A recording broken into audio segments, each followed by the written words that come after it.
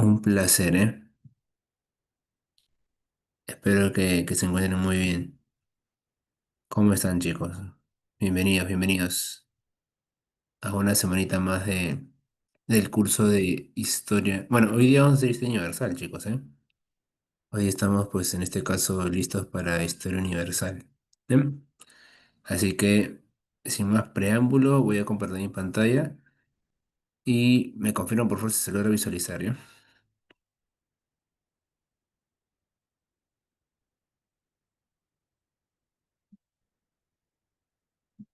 A ver, a ver, a ver, denme un ratito.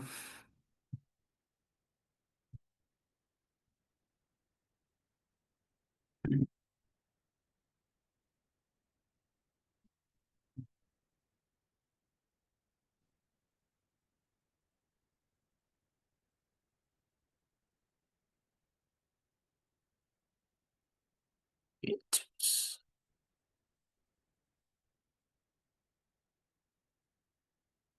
Ayer quedó todo claro con historia del Perú, muchachos. Sí, ¿no?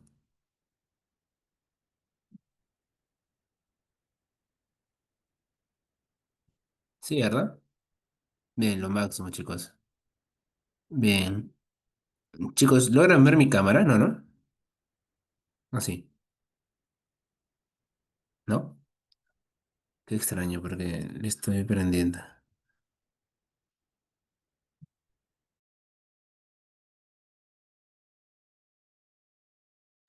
Que posiblemente sea esto. Ahora sí. Ujú, gracias, gracias. Ya me estaba preocupando, dije. ¿Qué tal, chicos? ¿Cómo están? Buenas noches con todos. Un gusto saludarlos, ¿eh? Un gusto estar aquí con ustedes, acompañarlas. Bienvenidos. Y bueno, hoy día nos toca hablar acerca de historia universal. Hoy día vamos a tratar de avanzar todo lo correspondiente a... Vamos a hablar, me parece, si no me equivoco, porque le di una leída al material. El tema viene hasta 13 colonias, ya chicos, 13 colonias, así que hay que tratar de avanzar todo lo posible, ¿eh? Bien, chicos, entonces sin más preámbulo, arrancamos con el primer tema, y este tema es el humanismo, bien, chicos. Ahí recuerda qué es el humanismo, muchachos. El humanismo es un movimiento, ¿verdad? Es un movimiento que surge a partir de qué? A partir de algunos cambios en la sociedad, ¿verdad? Por ejemplo, ¿qué cambios? La aparición de la imprenta, ¿no? El tema comienza a surgir también la idea la propia población, ¿no? Tener una idea diferente, ¿no? Ya no creen tanto en la predestinación, empiezan a haber críticas a la iglesia, ¿no? Y en realidad, muchachos, el humanismo, su nombre lo dice, ¿no? Va a concentrar o va a poner en el centro de todo el análisis al ser humano, ¿no? Va a empezar a plantear que el ser humano es el que, o el capaz de poder generar su propio destino, ¿no? Pone en el centro de estudio, en el centro del todo al ser humano, ¿no? Y va a ir en una crítica, pues, una crítica constructiva, ¿no? A la iglesia, ¿no? Ujú. Bien, muchachos, ahí está. ¿Qué marcan en la pregunta uno, chicos?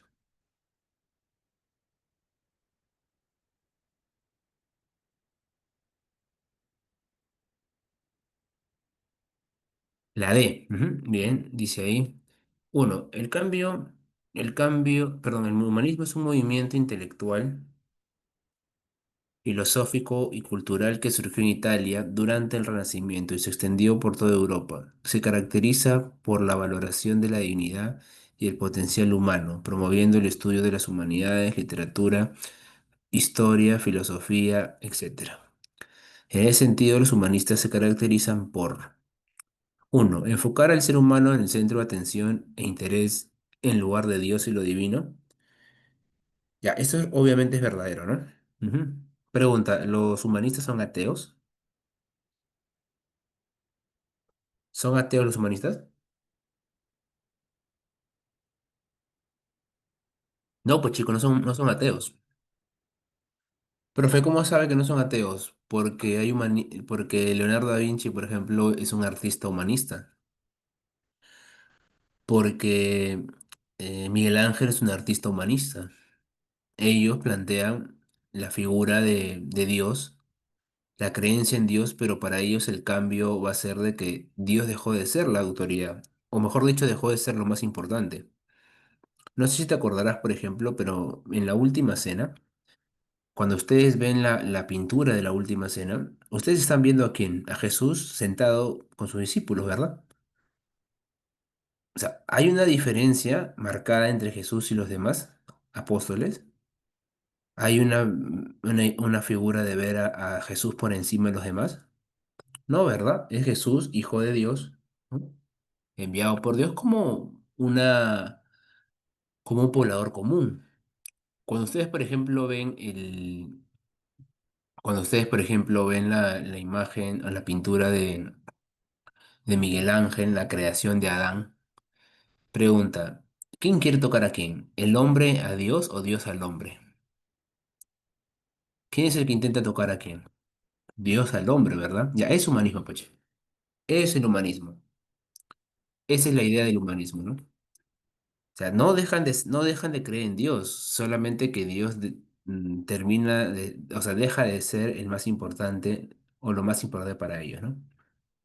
El empleo de una pedagogía memorística para el estudio de las obras grecorromanas. Ya, esto es falso, ¿verdad? Es falso, o sea, y no es falso porque por las obras grecorromanas, sino por la pedagogía memorística, ¿no? Recordemos de que en en el humanismo surge la idea del uso de la razón, ¿verdad? Es más, ustedes van a ir a un examen de admisión. Creo que esta semana fue el simulacro, ¿verdad? ¿No? Fue el simulacro, creo, si no me equivoco. ¿Sí? ¿Diste el examen? ¿Diste el examen? ¿Sí? ¿Qué tal te fue? Bien, los que han dado el examen, bienvenidos sean. Obviamente que está bien que des el examen para que puedas más o menos el nivel, pero los que no lo han dado tienen pues la obligación, creo yo, o la responsabilidad de poder revisar al menos las preguntas, ¿no? Aquí en Sabia hemos hecho un solucionario del examen, del simulacro, entonces revisa en los videos de nuestras redes sociales para que puedas en este caso ver las preguntas, ¿eh? Más o menos para que te hagas una idea. Ahora, las preguntas del examen de admisión de San Marcos son preguntas de eco. ¿Qué significa preguntas de eco? Destreza cognitiva. Ya no importa el dato, ya no importa pues el que tú marques, el que tú te sepas toda la información, los nombres, apellidos, padres, ¿no? O sea, acá son preguntas de eco. Y cuando hablamos de preguntas de eco, hablamos de preguntas de razonamiento, ¿no? Que te obliguen a razonar. Entonces, el humanismo tenía eso también, ¿no? La prioridad de la razón. No importaba tanto el memorizar de cosas, no importaba tanto el recordar cosas, no importaba razonar, porque eso justamente era lo que nos diferenciaba de cualquier otro animal, el uso de la razón. Así que lo es falso. Valorar la capacidad humana de pensar, pero subordinada a la concepción teocentrista. ¿Verdadero o falso? Y esto es verdadero, esto es falso, ¿verdad? Es falso. Y es falso porque dice subordinada a la concepción teocentrista. La concepción teocentrista es la concepción de la Edad Media. Es la concepción de Santo Tomás de Aquino, ¿no? Y la Edad Media, que hablaba pues de que Dios había creado todo, que Dios era el ser que había querido que tú seas así, ¿no? Se creía mucho en la predestinación, ¿no? En que Dios había querido eso para ti y que tú tenías que cumplirlo porque Dios lo había querido, ¿no? Ujú. Así que, obviamente, chicos, de que esto cambia, ¿no? Chicos, ustedes han leído El Quijote, ¿verdad? Su profesor es el profesor Marino, me contaron. Ustedes mismos me dijeron eso. Y ya han visto El Quijote, ¿verdad? Ya, El Quijote es una burla de la Edad Media, ¿no? Es una forma pintoresca de hablar de la Edad Media. El Quijote era pues una persona que vivía en la Edad Moderna, ¿no? Pero que él había leído tantas novelas de caballería que le habían pues en este caso hecho que sueñe y y que alucine con temas pues de la Edad Media, ¿no? Él tenía una armadura oxidada, ¿no? Creía en que iba a tener grandes hazañas, grandes enfrentamientos, ¿no? Que era obvio de la Edad Media, ¿no? Entonces, esa idea, pues, ¿no? De que tú estás, de que Dios había querido que tú tengas hazañas, de que tú habías, ¿no? Que Dios quería que tú desarrolles un papel en el mundo. Esa es la idea teocentrista, ¿no? A partir del humanismo y hasta la parte de la ilustración, porque es un proceso, se va a comenzar a conformar y a consolidar la idea del progresismo. ¿Qué es el progresismo? ¿Alguien sabe qué es el progresismo? Lo vamos a hacer ahorita en ilustración. ¿Qué es el progresismo?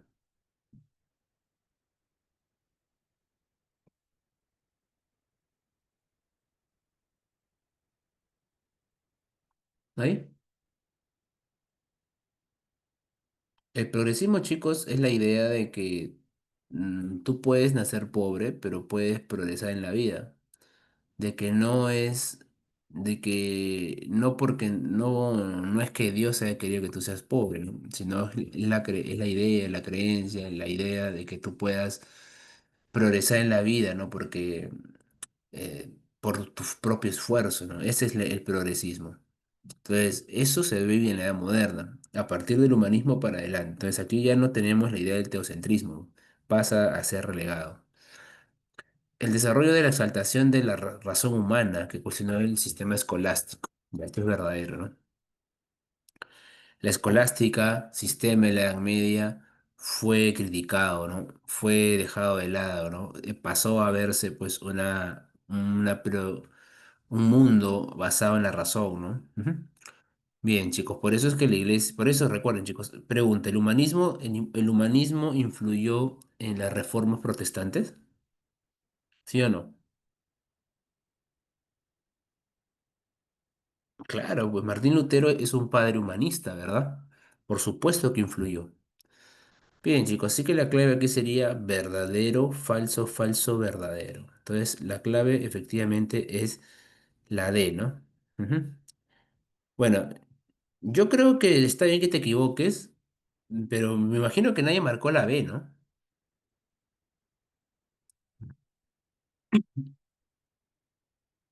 Nadie marcó la B, ¿no? Dime por favor que nadie marcó la B. Te lo ruego. Muy bien. Claro, muy bien. Exacto. O sea, no puedes marcar la B porque no hay enunciado 5, pues muchachos, ¿no? Entonces, yo espero por favor de que nadie haya marcado la B. Bien, muchachos, excelente, ¿no? Si no ha sido pues un momento de distracción, ¿no? Has estado despistado, capaz. Pregunta 2. La Edad Moderna es un periodo histórico que se ubica entre la Edad Media y la Edad Contemporánea, abarcando de los siglos XV y XVIII. Aunque sus límites precisos son objeto del debate entre los historiadores, se caracteriza por importantes transformaciones políticas, en la política, perdón, la economía, la sociedad, la cultura y la ciencia, marcando el inicio de la modernidad en Europa y su expansión al resto del mundo. Con respecto a esta edad, indique la alternativa que corresponda a una de las características económicas. Ya chicos, aquí tenemos que tener una idea muy concreta. Esta pregunta está muy fácil, ¿ah? Está muy fácil. Está hablando de una característica económica de la edad moderna. Pero tienes que recordar que para ti seguramente, y eso lo confunden los estudiantes, la modernidad es una cosa, ¿no? O sea, que hoy día seguramente para ti la modernidad está vinculada pues a tecnología, ¿verdad? A tener un buen celular, a tener las redes sociales, ¿verdad? A tener hasta una propia forma de hablar, ¿no? Esa es la modernidad, lo moderno. Pero ¿por qué se llama edad moderna a una edad del siglo XVI, del siglo XVII? Porque así le llaman a partir de la comparación con la edad anterior, la Edad Media, pues. O sea, la Edad Media es una edad para los modernistas, una edad de atraso, una edad donde la cultura no avanza, una edad donde hay un estancamiento educativo y cultural, ¿no? Y donde el gran responsable de eso es la iglesia, ¿no? Ellos dicen de que es la iglesia la que se va a encargar, pues, de poner estos parámetros en el tema cultural, ¿no? y no hay un gran desarrollo, ¿no? Entonces, por esas razones de que para ellos, a partir del siglo XIV, perdón, siglo XV, siglo XVI, siglo XVII, todo lo que se está viviendo ahora es modernidad, no es algo nuevo, es un despertar cultural, ¿no? Entonces, y ahí recuerden que figura los estados modernos, ¿no? Entonces, ¿qué característica política habría en la edad moderna? Los estados modernos, pues, ¿no? La aparición de los estados modernos. Social, podríamos ver, por ejemplo, el tema de la consolidación de la burguesía o consolidación, porque recuerden que la burguesía aparece pues en la Edad Media, ¿verdad? Cuando aparecen los burgos. ¿Bien? Y obviamente en el tema cultural está el uso de la razón, en la valoración a lo griego y lo romano, ¿verdad? Pero en el tema, muchachos, económico está sin lugar a dudas el aumento del comercio y el desarrollo del mercantilismo, ¿no? ¿Por qué aumentó el comercio, chicos? ¿Por qué aumentó el comercio, muchachos?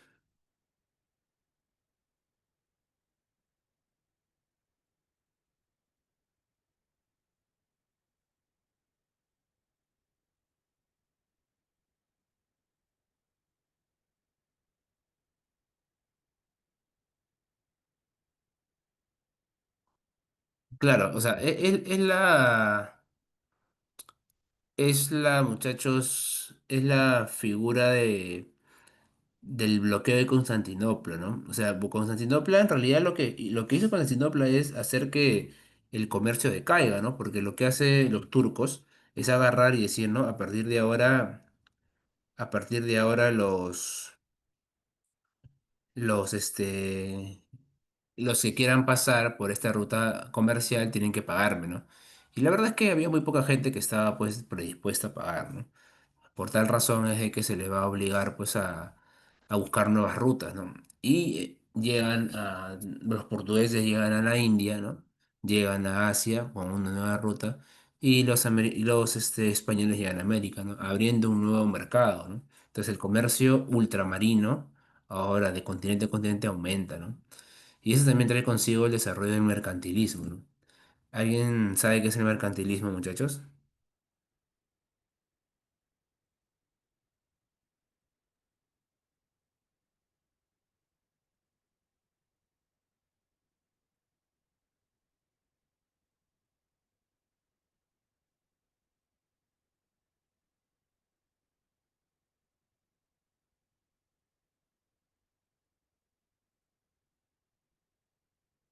Acumulación de riqueza, ya, muy bien. ¿Qué más?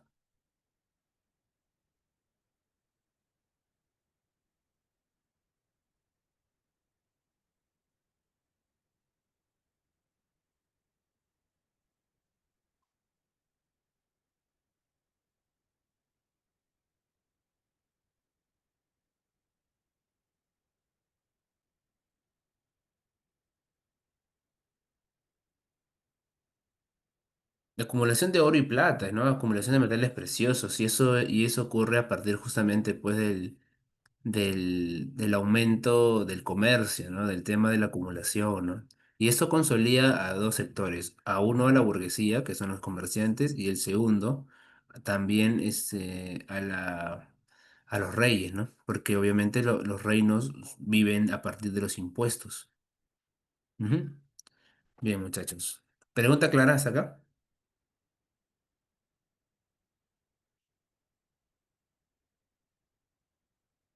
Sí, ¿verdad? Pregunta clarita. Ujú. Muy bien, muchachos. Siguiente pregunta. 3. La Edad Moderna es el periodo histórico que se sitúa entre la Edad Media y la Edad Contemporánea, comprendido aproximadamente entre los siglos XV y XVIII, desde la caída de Constantinopla o el descubrimiento de América en 1492 hasta la Revolución Francesa en 1789. Se caracteriza por importantes cambios políticos, económicos, sociales y culturales. Con respecto a esta edad, relaciona correctamente. Bueno, esta pregunta está sencilla, está muy sencilla. Y es una forma también de poder entrar en un concepto claro y que no se nos complique. Dice, defendió la razón como el principal instrumento para entender y mejorar la sociedad, promoviendo ideas como la libertad y el progreso. A ver. Aquí, chicos, para serte muy sincero, hay algunos que se han equivocado. Porque como dice, defendió la razón, lo primero que se les viene a la mente es el humanismo, pues. Pero recuerden que el humanismo también defiende la razón, la ilustración también defiende la razón, pero recuerda que el humanismo es un movimiento académico, ¿no? En un primer momento, ¿no? Mientras que ya la ilustración conlleva a una propuesta política, ¿no? O sea, el humanismo es el uso de la razón, la crítica a la escolástica, la ilustración ya es la propuesta clara de que la burguesía puede gobernar, ya es la propuesta de que la burguesía y el justificar por qué la burguesía podía gobernar, porque se habla de división de poderes, porque se habla de igualdad ante la ley, porque se habla del progreso, ¿no? Porque se habla del utilitarismo del conocimiento, se habla también acerca de, por ejemplo, de la teoría del buen salvaje, ¿no? Entonces, quienes promueven la idea de libertad, de igualdad y de progreso es, sin lugar a dudas, chicos, la ilustración. Ujú, la ilustración. B. Movimiento que revivió el arte, la filosofía y la ciencia de la antigua, a ver, dice, de la antigua Grecia y Roma, promoviendo una visión más radical y estética. El arte es, sin lugar a dudas, chicos, el Renacimiento, ¿no? Ahora, ¿alguien recuerda por qué se dio el Renacimiento?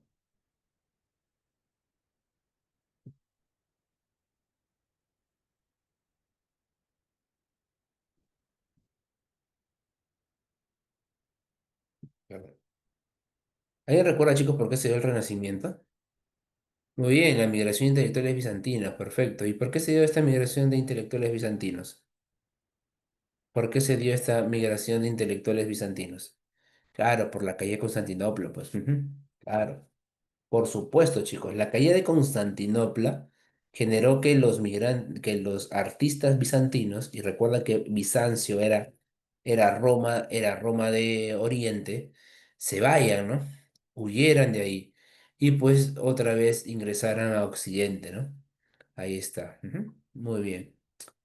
Dice, puso al capital humano en el centro del pensamiento valorando su razón, dignidad, ya, ese es obviamente, chicos, el humanismo, ¿no? Ujú, el humanismo. Muy bien, muchachos. Ujú, ahí está. Ahora, una pregunta aquí, ¿cómo fue posible el tema, muchachos, del Renacimiento? ¿Gracias a quién? Porque, chicos, si el día de hoy, por ejemplo, ustedes dijesen en sus casas que ya no quieren estudiar en la academia, ¿no? Dije, "Y, profe, papá, yo no quiero ingresar a San Marcos ya. Quiero dedicarme al arte, ¿no? Guillermo le dice, profe, papá, quiero dedicarme a las batallas de Rag, ¿no? Quiero ser un batallero de gallos, ¿no? Maricela le dice, quiero dedicarme a la pintura, ¿no?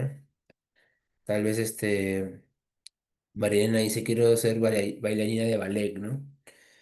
O sea, ¿qué dirían en su casa?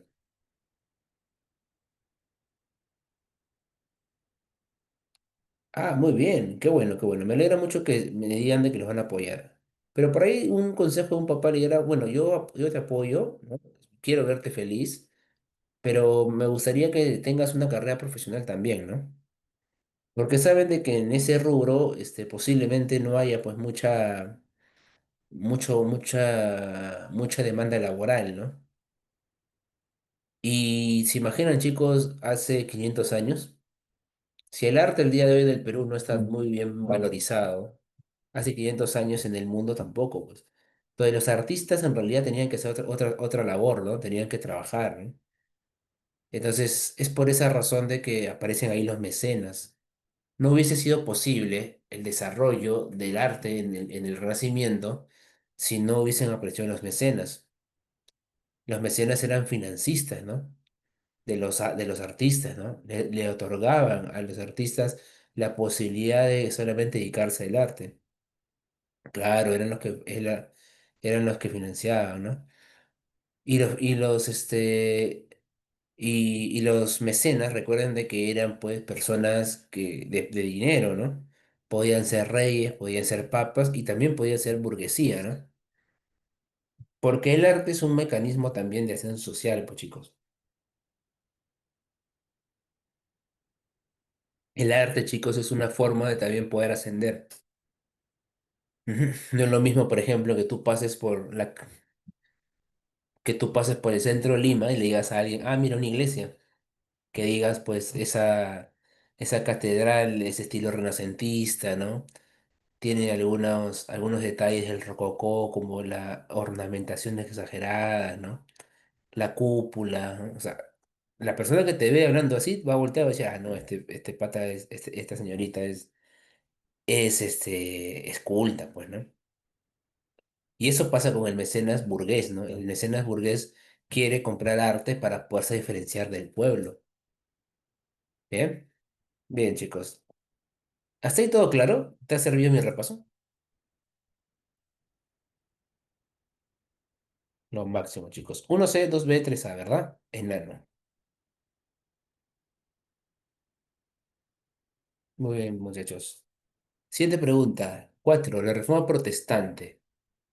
Ya bien, recordemos por favor que la reforma protestante viene a partir de Martín Lutero, ¿verdad?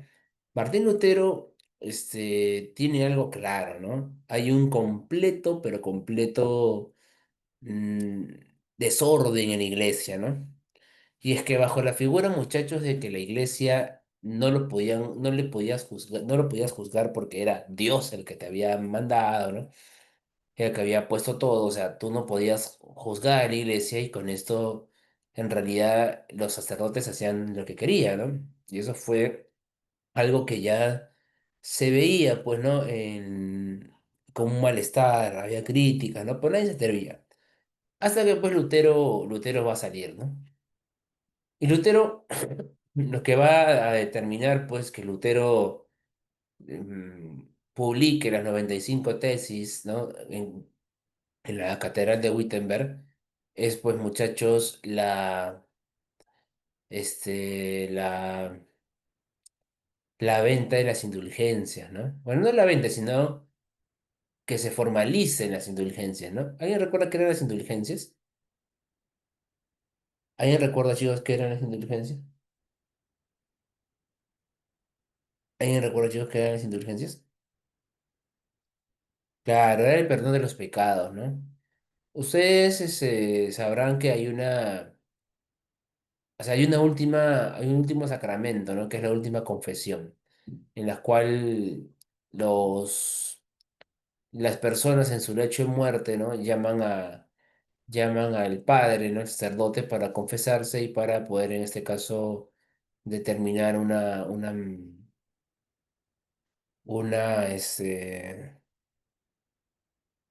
un perdón, ¿no? Un último perdón, ¿no? Vamos a decirlo así. Y que su alma puede descansar en paz. Entonces, imagínate pues que el sacerdote te diga, oye, pucha, que has pecado un montón, ¿no? Imagínate que, eh, Marilena, hija, me vas a ayudar, ¿ya? Imagínate que yo soy el cura y Marilena le digo, no, pucha, Marilena, has pecado un montón, pues, ¿no? Pues, ¿sabes qué? Tú por lo menos vas a estar 50 años, pues, en el purgatorio, por lo menos, ¿no? 50 años, ¿no? Ahí tu alma va a ir, ¿no? Hasta que sea purificada y vaya al cielo. Pero te tengo un ofertón, ¿no? Si tú ahorita me pagas, ¿no? 5.000 monedas, vas a irte directo al cielo, ¿no? Te van a perdonar los pecados. Tu tiempo en el purgatorio se va a hacer mínimo y vas a ir al cielo. Y pues obviamente en una época donde había mucha creencia religiosa, Mariana soltaba el dinero, pues, ¿no? Y decía, ya, padre, no confío en usted. Obviamente el día de hoy nadie me haría caso, pues, ¿no? Si el padre te pide, si el padre te dice, te pide dinero, yo creo que no le daría, ¿no? Pero bueno, en esa época, chicos, ese mecanismo se había legalizado, se había formalizado, perdón. Entonces todo el mundo lo comenzó a hacer. Y esto, chicos, te pregunto, los humanistas son personas, son curas, porque son curas, Martín Lutero era un cura cristiano, ¿no? Que, que eran muy pegados a la Biblia, pues, porque obviamente está el uso de la razón, son curas que priorizan la razón, humanistas, ¿no? Y yo te pregunto, chicos, ¿en qué parte de la Biblia dice de que te tienes, de que, de que tienes que pagar para perdonarte los pecados? En ninguna parte, pues, muchachos, en ninguna parte habla de dinero como un mecanismo para poder ser mejor cristiano que otro. Entonces, por esas razones que estos humanistas, estos padres humanistas, dejan claro pues su malestar, ¿no? Y van a irse en contra pues de, ese- de la iglesia, ¿no? Ojo, no se me vayan a molestar mis amigos que capaz son muy cristianos, muy católicos. No estoy criticando a la fe católica, ¿eh? Ojo, estoy solamente contando de lo que pasó con las autoridades de la iglesia en ese entonces. Eso no quiere decir que atente contra tu fe, ¿no?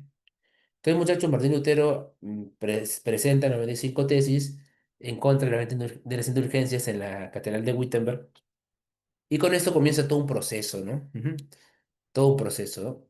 Ahí dice, Martín Lutero dice, con relación a los postulados de Lutero, identifica los enseñados correctos. Uno dice, ¿se admitían las jerarquías eclesiásticas dentro de la iglesia? No, Lutero no está a favor de las jerarquías eclesiásticas. Falso, pues chicos, Lutero no estaba a favor de las jerarquías eclesiásticas. Él estaba muy en contra de eso, porque él ponía como ejemplo de que los sacerdotes no había distinción entre ellos, pues, porque todos eran servidores de Dios, ¿no?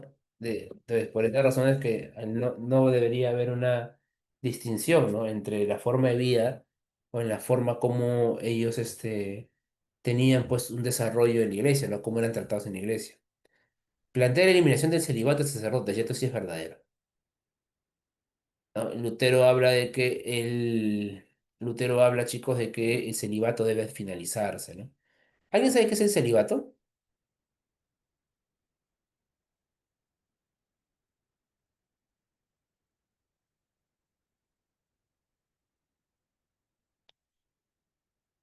La abstinencia del clero, ¿ya? ¿Cómo lo reflejamos eso? Claro, o sea, el celibato era la idea de que el sacerdote no podía tener familia, ¿no? Claro, ese tenía que mantenerse caso, ¿no? No tenía que tener descendientes, nada de eso. Pero eso, chicos, era una sacada de vuelta, pues. Primero que nada, que en la Biblia tampoco habla de eso, ¿no? Tampoco habla de castidad. Y segundo es de que bueno, y perdón que haga una carcajada, pero cuando Lutero narra cómo vio a Roma, cuando él entra supuestamente a la cúpula donde se encontraba la mayor fuerza religiosa, vio un desmadre, ¿no? Vio un completo desastre, ¿no? Había mujeres por un lado, está pues los cerdos por el otro, o sea, fue todo muy desordenado. Entonces, él mencionó de que eso no atentaba contra la fe, así que simplemente tenía que terminarlo, pues, ¿no? Bien, chicos. Respeto a los 6 sacramentos, falso, pues, ¿no? Peor todavía, pero dice respeto a la 20 indulgencias, ¿no? Él está en contra de la 20 indulgencias. Y respeto a los 7 sacramentos, no, pues chicos, Martín Lutero hablaba solamente de que existían dos importantes sacramentos. ¿Ahí recuerdas cuáles eran? ¿Alguien recuerda cuáles eran esos 2 sacramentos que defendía Lutero? Bautizo y Eucaristía, profesor. Muy bien, excelente, Carol. Muy bien, el bautizo y la Eucaristía, pues, muy bien. Bien, esos son los principales, ¿no? El bautizo, obviamente, muchachos, bajo la figura, pues, de, de la, de la presentación de ti hacia Dios, ¿no? Y la segunda, ¿no? Que era la Eucaristía, o la comunión, ¿no? En este caso, la comunión, que era, pues, la siguiente reafirmación de tu fe, ¿no? Bien. No, pero no estaba a favor de todos los demás. Rechazo al culto de las vírgenes, imágenes y santos verdadero, ¿no? Esto es verdadero, muchachos, y te digo por qué. Muchas veces, como la iglesia era muy aliada de los reyes, y recuerda pues que, por ejemplo, en la guerra de las cruzadas, ¿no? Los reyes fueron a pelear por los sacerdotes, por la iglesia, o sea, como que hubo siempre una relación, ¿no? Y habían santos que habían sido creados, o personajes que habían sido canonizados sin tener nada de santidad, pues, ¿no? El claro ejemplo es Luis IX, ¿no? Luis IX, rey de Francia, ¿qué hizo para poder ser canonizado? Fue a pelear en las cruzadas, él peleó en la séptima y la octava cruzada. y termina falleciendo dentro de la cruzada, ¿no? Entonces la iglesia lo canoniza. Ahora, vuelvo a repetirte, o sea, con todo el respeto a Luis XIV, a Luis IX, no había hecho nada del mundo católico, no había hecho nada del mundo religioso, ¿no? Para que digamos, ¿no? Él tenía que ser canonizado, ¿no? Habían aparecido un montón de vírgenes, un montón de imágenes que recibían culto, ¿no? O sea, como que si hubiese como si fuese ya la religión cristiana, una religión pagana, ¿no? Entonces él estaba en contra de eso, ¿no? De eliminar todo ese culto a vírgenes, imágenes y santos. Así que efectivamente la clave aquí es la D. Chicos, la D. 2 y 4, ¿eh? 2 y 4. Ujú. Bueno, muchachos, recuerda que para Lutero la fe era la única fuente de salvación. ¿Eh? La fe, ahí acuérdate del culto, ¿ya? La fe, la fe. Chicos, es la única fuente de salvación. Y recuerda de que la única fuente de fe es la Biblia. Por eso Lutero proponía que la Biblia sea traducida a los idiomas, pues. Lutero lo traduce al alemán, ¿no? ¿Por qué? Porque la Biblia está en latín y solamente muy poca gente habla latín, pues. Entonces, por eso es que se proponía que la Biblia, como fuente de fe, sea pues puesta al servicio de todos. Ujú. Bien, chicos, hasta aquí todo claro.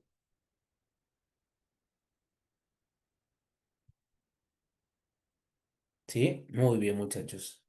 Excelente. 5. ¿Qué marcamos en la 5?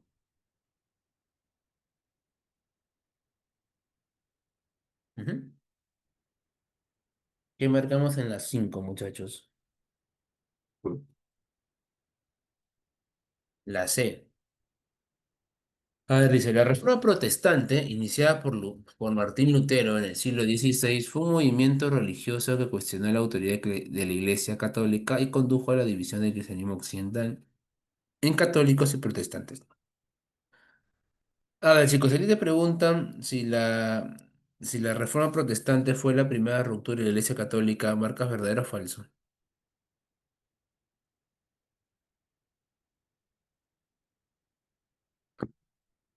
¿La Reforma Protestante fue la primera ruptura de la Iglesia Católica, verdadero o falso? Falso, pues ya se había roto la Iglesia Católica en el cisma de Oriente, ¿no? Cuando la Iglesia bizantina se separa de la Iglesia de Roma, ¿no? Bien, chico, Lutero era un monje alemán, sí, era católico, ¿no? Era religioso. Criticó el abuso de la Iglesia, proponiendo una reforma basada en la justificación por la fe y la autoridad de la Biblia. Sobre la reforma de Lutero podemos afirmar: uno, Lutero escribió 95 tesis de indulgencia donde admitía las autoridades eclesiásticas. Falso, pues chicos, ¿no? Esto es falso. Y es falso por una sencilla razón. Lutero, muchachos, no hablaba de autoridades eclesiásticas. Y además también, muchachos, ten muy en cuenta lo siguiente. Este, las 95 tesis hablan en contra de las indulgencias, no de la de las autoridades eclesiásticas, ¿no? Así que la primera es falso. ¿Eh? Dos, la dieta de Worms fue convocada por Carlos V, contó con la presencia de Martín Lutero, ¿verdadero o falso? Esto es verdadero, claro. Claro, a Lutero se le citó. O sea, la dieta de Worms, o sea, cuando Lutero critica a la iglesia, ¿no? En la, cuando Lutero, muchachos, critica a la iglesia en las 95 tesis, la iglesia ya no estaba fuerte, pues, en ese momento, ¿no? Entonces la iglesia se acerca a Carlos V, que era el emperador, ¿no? del Sacro Imperio Romano Germánico, y y le pide pues que él sea el que se encargue de apoyarlos en la persecución a Lutero. Y lo convocan a Lutero en la dieta de Worms, ¿no? Lo llaman a Lutero, le dicen a Lutero que tenía que disculparse con la iglesia, ¿no? Claro, le piden que se retracte, ¿no? Pero Lutero no se retracta, Carol. No, no, no, Lutero no se retracta. Se niega a retractarse. Y se niega a retractarse justamente porque era apoyado por los príncipes alemanes. O sea, ¿cuál era el objetivo? Los príncipes alemanes ven en Lutero y en el tema religioso una forma de disminuir el poder del Sacro Imperio. O sea, quitarle, restarle poder al rey, ¿no? O al emperador, perdón, ¿no?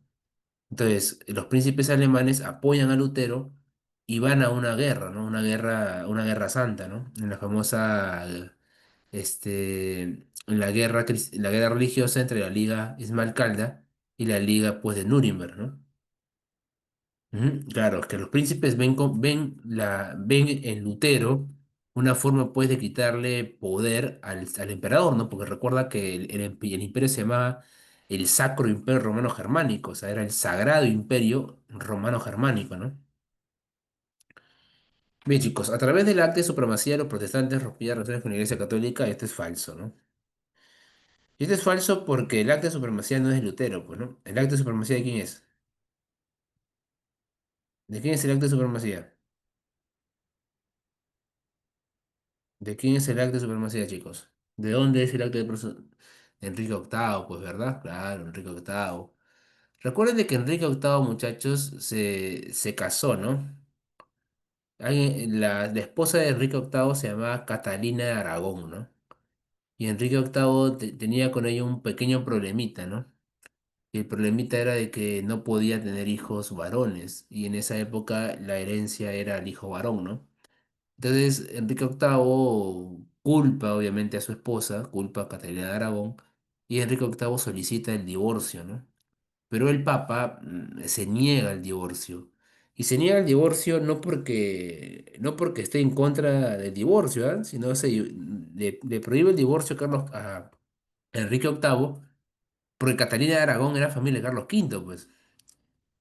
O sea, y Carlos V estaba que lo ayudaba con Lutero, pues. O sea, si el Papa agarraba y si el Papa agarraba y le pedía y le daba el sí a Enrique VIII, Carlos V lo podía tomar como una ofensa, pues, ¿no? O como una falta de respeto a su familia.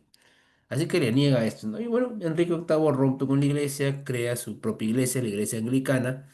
Y pues, muchachos, también en el acta de supremacía él menciona de que él va a ser también el jefe de la iglesia, ¿no? O sea, Enrique VIII va a ser el rey de Inglaterra y también, pues, ¿no? El jefe de la iglesia, ¿no? Ahí nace el anglicanismo, ¿no? ¿Eh? Ahí está, después vienen su hijo, ¿no? Eduardo, luego sus hijas, ¿no? Porque en realidad, al fin y al cabo, son las mujeres las que van a terminar gobernando, ¿no? Bien, chicos, ahí está. La ruptura de los protestantes con la Iglesia Católica se ve en la Confesión de Habsburgo. Sí, pues, ¿no? Ujú. Esto es verdadero. Este fue el último intento de diálogo, ¿ah? El último intento de diálogo fue en la Confesión de Augsburgo, ¿no? Se buscó un diálogo, no se llegó a nada y pues se rompe, ¿no? Se rompe completamente el diálogo ya y comienza la guerra, ¿no? Recuerden, chicos, por favor, que acá va a haber una guerra. Normalmente cuando ustedes hablan de guerras, de guerras religiosas, siempre piensan en las cruzadas, ¿no? Pero acá también hay una guerra. La Liga Esmalcalda, recuerden que la Liga Esmalcalda era defendida por los protestantes, se va a enfrentar a la Liga de Nuremberg, una liga defendida por los católicos, ¿no? Al final del cabo se va a firmar una paz, la famosa paz de Habsburgo, en la cual pues se le va a dar la libertad religiosa a los príncipes alemanes que quieran pues, ¿no? aplicar el protestantismo en su principado, ¿no? Bien, muchachos, ahí están. Así que la clave aquí sería 2 y 4. Ujú. Bien, chicos, ¿vamos bien hasta acá? ¿Sí? Muy bien, chicos. Chicos, pues, me acabo de dar cuenta que había pasado una hora y no sé en qué momento, ¿ah? Ha pasado volando, ¿ah? Pero ya estamos estamos una hora. Vamos a apurarnos un poquito, ¿eh? No dice que cuando uno se divierte las cosas pasan rápido. 6. Ya, acá creo que no habría duda, ¿no? La oficialización del cristianismo en la civilización occidental llevó a que la religión se popularizara y jerarquizara.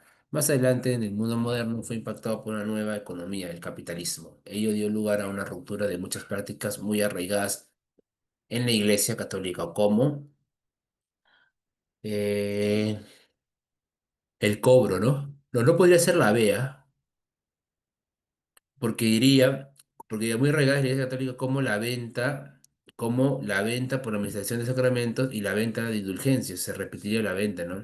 Se cobraba por la administración de sacramentos.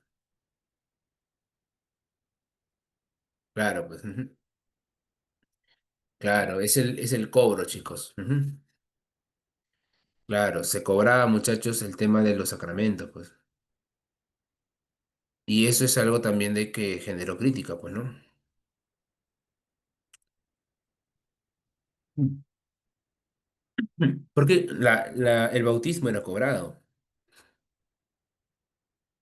¿Por qué crees que fue negocio para la iglesia acompañar en las expediciones y traer órdenes religiosas?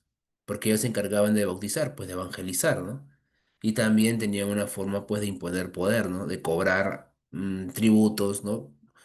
Para la administración de los sacramentos, para poderlos evangelizar y cosas así, ¿no? Bien, muy bien, chicos. Pregunta 7, la contrarreforma. Bueno, la iglesia se preocupa, ¿no? Porque no solamente revienta la de Martín Lutero, también revienta pues la de Juan Calvino, también revienta, bueno, revienta es una forma de decirlo coloquial, ¿no? También estalla, ¿no? La reforma de Calvino, la de Enrique VIII, entonces la iglesia se sienta a preguntarse qué está pasando, ¿no? Y se va a convocar a la contrarreforma, ¿no? Al famoso Concilio de Trento, un concilio convocado por el Papa Paulo III, ¿no? En este concilio, ¿no? La idea era ver qué se podía adaptar a lo que querían los protestantes para no perderlos, ¿no? Es más, ¿ah? En este concilio se convocó a algunos protestantes, ¿no? Para escucharlos, para ver si había un punto medio, ¿no? De acuerdo con ellos, ¿no? Cosa que terminó fracasando. Dice, la Contrarreforma, también conocida como la Reforma Católica, fue un movimiento de la Iglesia Católica en los siglos XVI y XVII. En respuesta a la Reforma Protestante, su objetivo principal fue revitalizar la Iglesia, corregir abusos y responder a las críticas de Martín Lutero y otros reformadores, así como reafirmar los dogmas católicos y detener la propagación del protestantismo. Indiqué los enunciados y medidas aprobadas en el Concilio de Trento. Uno, creación del Index, libros prohibidos. Claro, pues, ¿verdad? Verdadero, chicos, ¿sabes? Los libros prohibidos por la iglesia, ¿no?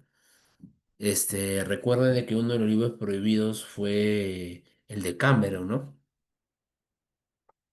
La obra de, de Giovanni Boccaccio, ¿no? El de Cameron. Implantación del Santo Oficio, del Tribunal del Santo Oficio.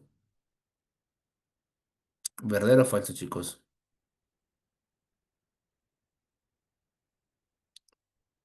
Claro, pues chicos, esto es verdadero, ¿no? Ujú.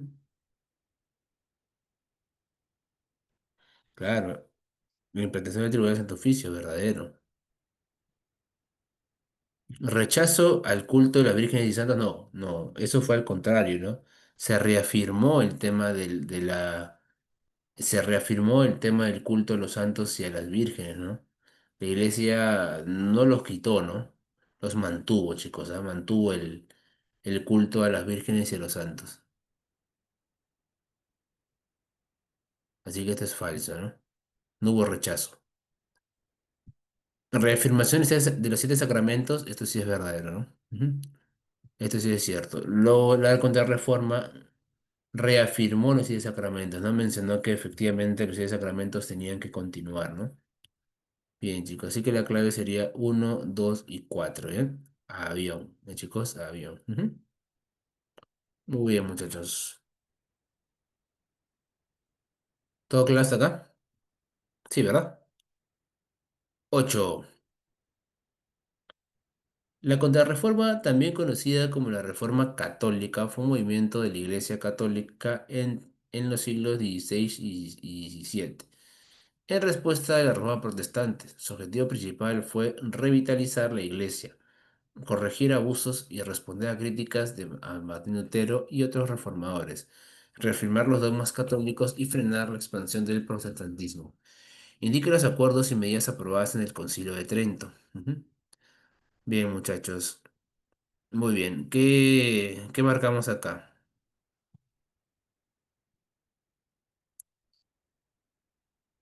Avión, dice. Ujú. Avión, muy bien. A ver, dice. Reafirmación de la necesidad de la necesidad de la fe y de las buenas obras, así como el cumplimiento de los ritos y prácticas de la Iglesia para lograr la salvación. Ya creo que la uno es verdadero, ¿no? Ujú. Se reafirma el tema de la fe, ¿no? Las buenas obras, ¿no? El ser un buen cristiano, ¿no? Ujú. Bien. Dos dice,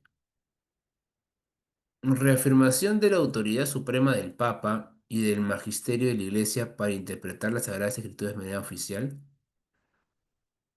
Reafirmación de la autoridad suprema del Papa, mm, y del magisterio de la Iglesia para interpretar las Sagradas Escrituras.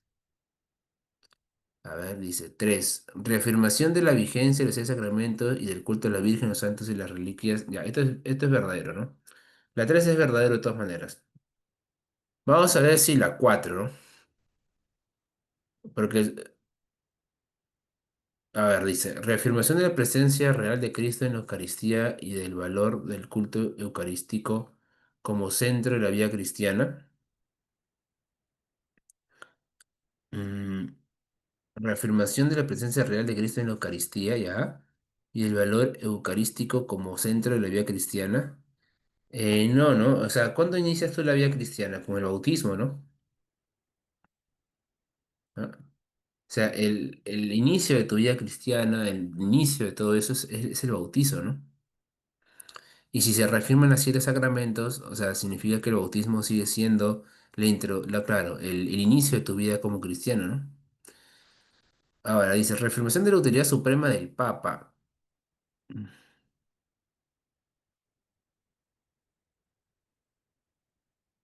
Eh,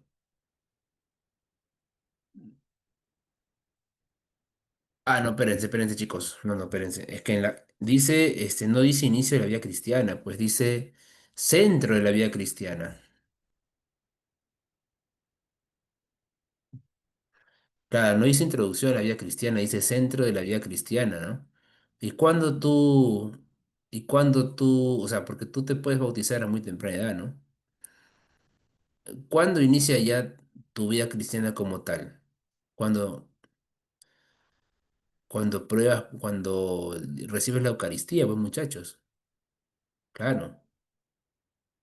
¿Y cuándo recibes la Eucaristía? En la comunión, pues, ¿no?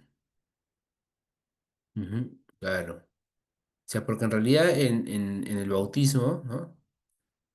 En el bautismo te están, ¿no? Llevando a la puerta de Dios, ¿no?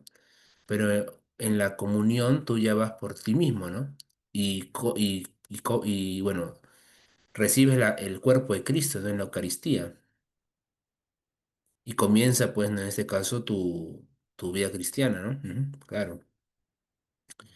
La 4 sería verdadero, chicos, ¿ah? Eso es importante en el Concilio de Trento, ¿no? El tema de la Eucaristía, ¿no? Como reafirmación de la autoridad suprema del Papa, mm, y del magisterio de la Iglesia para interpretar. Eso de interpretar las Sagradas Escrituras de manera oficial no me cuadra mucho, chicos, ¿ah? Interpretar, interpretar las Sagradas Escrituras de manera oficial. Mm, no, no, porque al final y al cabo, muchachos, o sea, la interpretación de la iglesia, la interpretación de la Biblia es tuya, ¿no?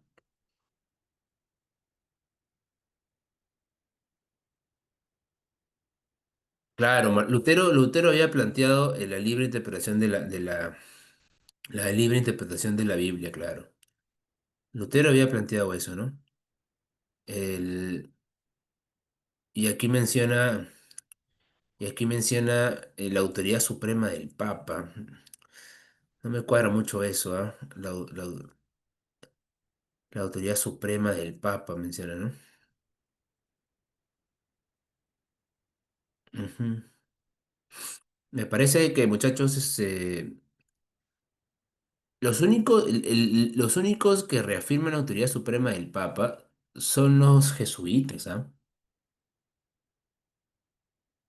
O sea, son los jesuitas los que mencionan en la de que el Papa es la máxima autoridad, ¿no?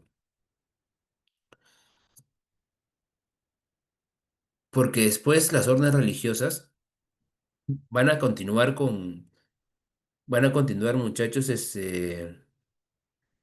van a continuar teniendo la figura del rey, ¿no?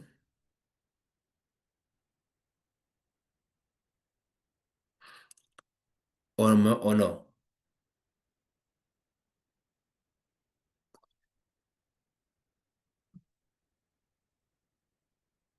O sea, las órdenes religiosas, muchachos, van a mantener todavía la autoridad suprema del Papa, o van a también, en este caso, tener una presencia del rey, ¿no? Recuerden de que el rey era el que cobraba, el rey era el que cobraba los tributos, ¿no? Como el diezmo, por ejemplo.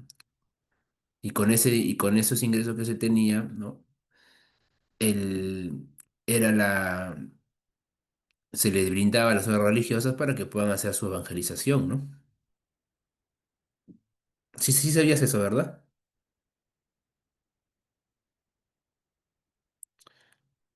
¿Sabías eso, verdad? Que el rey cobraba, muchachos, impuestos para poder en este caso dejar en claro que, para poder en este caso solventar los gastos de las zonas religiosas. Entonces ahí no podemos ver pues la figura la figura de la autoridad suprema del Papa, ¿no? Porque al fin y al cabo ahí el rey está terminando de apoyar, ¿no? Al fin y al cabo la iglesia lo que hace es acercarse a los reyes, ¿no? ¿Está claro, chicos? ¿Está bien?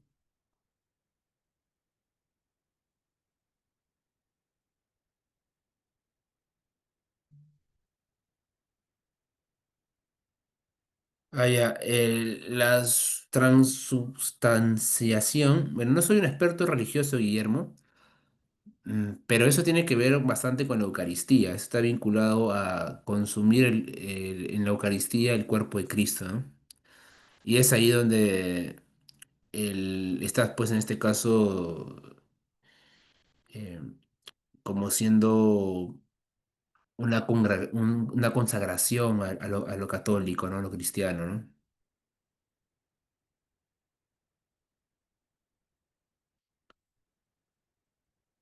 En el libro aparece que se reafirmó la autoridad suprema del Papa. Ujú. Ya, a ver. Mm, Reafirmación de la autoridad suprema del Papa. Pero eso está vinculado, Ramiro, netamente a los jesuitas, ¿ah? Son los jesuitas los que terminan, pues, en este caso, acercándose de la doctrina del Papa, ¿no?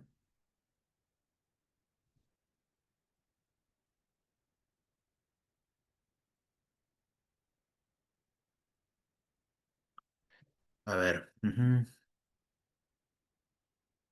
A ver. Vamos a darle clave, ¿ya? Reafirmación de la necesidad de la fe en las buenas prácticas, así como el de los buenos. La uno sí va de todas maneras, pues, ¿no? Porque sí se pone la fe, ¿no? Y, y del magisterio de la iglesia para interpretar las sagradas escrituras de manera oficial. Reafirmación de la vigencia de los seis sacramentos y culto de los vírgenes de los santos, las reliquias y las creencias del purgatorio. Reafirmación de de la presencia real de Cristo en la Eucaristía y el valor del culto euro- eucarístico como centro de vida. Ujú.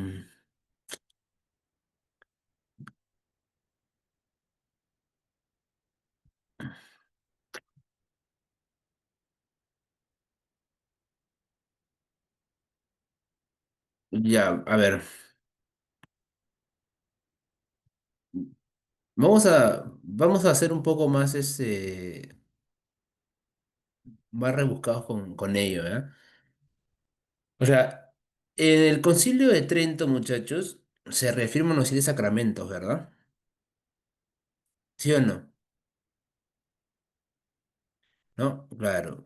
Al reafirmarse los 7 sacramentos, todos los sacramentos terminan siendo importantes, ¿verdad? Todos los sacramentos terminan teniendo un valor, un valor fundamental, ¿verdad?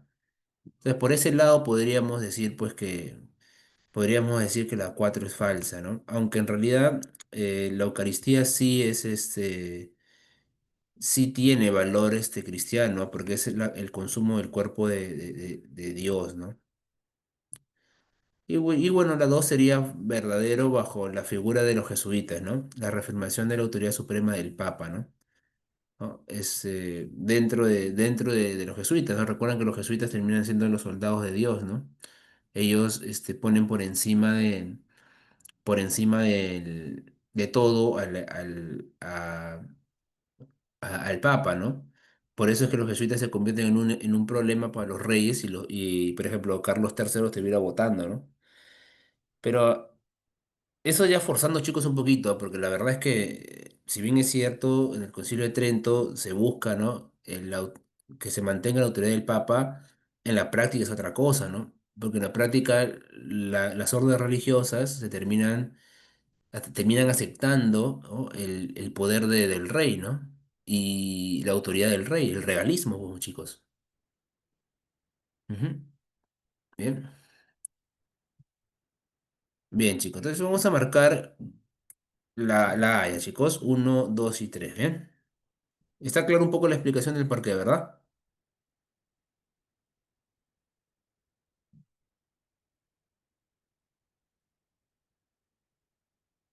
Sí. Bien, chicos, recuerden eso, ¿ya? O sea, cosas importantes que debes recordar del Concilio de Trento. Lo primero que nada que debes recordar, chicos, es lo siguiente. Se va a se crea el índice, ¿ya, chicos? Obras prohibidas que atentan contra la fe. O sea, la fe va a ser lo más importante, ¿no? La fe va a ser el mecanismo de salvación y todo eso. O sea, por eso es la uno, tiene que ir sí o sí. ¿Bien? Reafirmación de los 7 sacramentos, ¿no? O sea, no es que hay un sacramento mejor que el otro o superior que el otro, más importante que el otro, no. Los 7 sacramentos son importantes. Por eso la 4 forzándola, sería falso. ¿Bien? También está el tema de también el culto a las vírgenes, a las imágenes, a los santos, ¿no? Entonces, por eso la 3 también sería verdadero. Bien. Y bueno, pues la reafirmación de la autoridad suprema del Papa sería verdadero por el tema de que los jesuitas, ¿no? Es, eh, Aparecen después del Concilio de Trento y reafirman pues que efectivamente el Papa es la máxima autoridad, ¿no? ¿Mm? Obediencia al Papa principalmente es lo que plantean, ¿no? Por ende, eso sería verdadero. Aunque vuelvo a repetirte que es solamente los jesuitas, ¿ah? En la Compañía de Jesús, porque las demás órdenes religiosas van a estar también controladas bajo la figura del rey. Eso también quiero que lo recuerdes, ¿eh? Bien, chicos, hasta aquí todo claro entonces. Esta pregunta estaba complicadita, estaba bien analítica. Me ha agradado, como para que te despiertes, pues estás que dormía seguro. Aparte, Marilena, Guillermo y Ramiro, que he visto que han estado escribiendo, los demás. ¿Sí? ¿Está claro, chicos?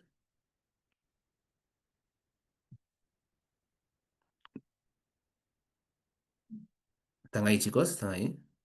Ah, ya, muy bien. Gracias, María. Muy bien. Sí, pues, gracias, chicos. Es que como cuando a veces cuando no me escriben, cuando no me responden, siento que capaz o se les ha hecho complicada mi explicación o no me han entendido o ya se fueron ya. Entonces como que necesito siempre estés ahí escribiéndome, chicos, porque si no me siento un poco mal.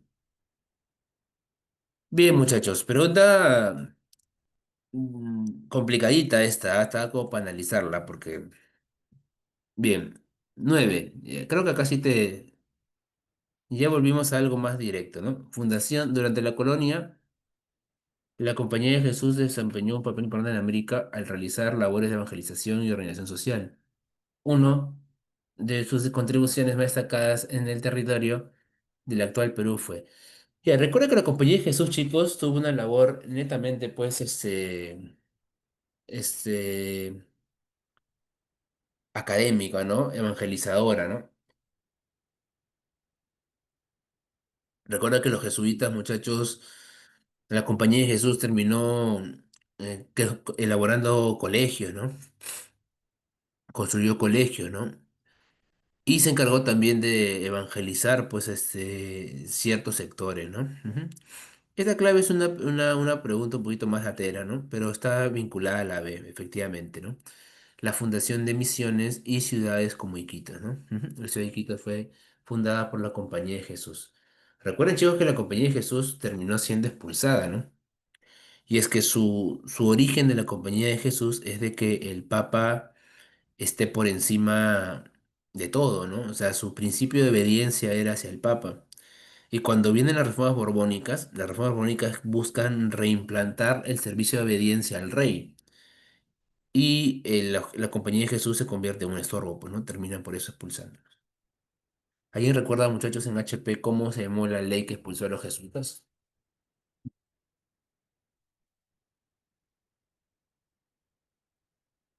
¿Alguien recuerda cómo se llama la ley que expulsó a los jesuitas?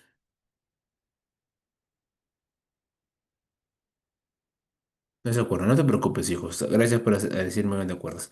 Se llama la pragmática sanción, pues, muchachos. La pragmática sanción. Ujú. Esa fue la ley. Recuerden de que el rey que lo expulsó de España fue Carlos III. Y el virrey que lo expulsó de América fue el virrey Amak y Juniek, ¿no? Amak y Juniet. Muy bien, muchachos, continuamos. Siguiente pregunta, 10. De las siguientes relación de acontecimientos históricos referidos a los procesos políticos de la Edad Moderna, establezca orden cronológico correcto. Ujujú. Ya, me parece que debemos arrancar con la 2, ¿no? Ajá. ¿Correcto? ¿O alguien tiene una duda aquí? ¿Con cuál arrancaríamos acá, chicos? ¿Cuál sería la primera que con la que arrancarías?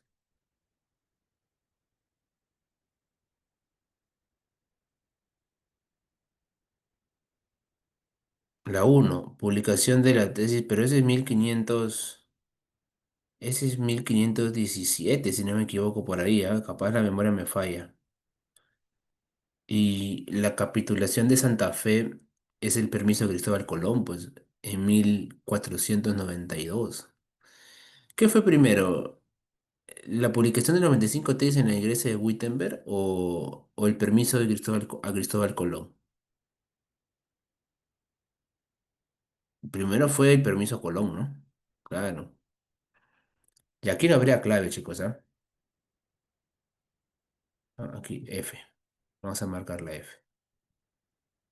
Ya, arrancamos con la 2, ¿verdad? ¿Cuál seguiría?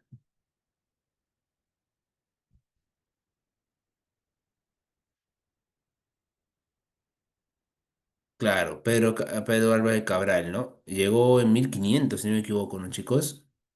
1500 por ahí más o menos. Sigue, bueno, lo de Martín Lutero, ¿verdad? 1517 y si no me equivoco, 1518, 1519, por ahí está la de Enrique VIII, ¿no? Ujú. Claro. Bien, muchachos, así que la clave de este enunciado sería la F, chicos, F, R contra F. ¿Sí? Bueno, había un pequeño error ahí, pues, ¿no? ¿No? Recuerden, por ejemplo, recuerden, chicos, de que todo comienza con la capitulación en Santa Fe, pues, muchachos. La capitulación en Santa Fe es el permiso que se le da a Colón, ¿no? En el año 1492, justo el mismo año que España había logrado su reconquista. ¿Ella recuerda quién fue el último reino en liberarse de los moros? ¿Ella recuerda, chicos?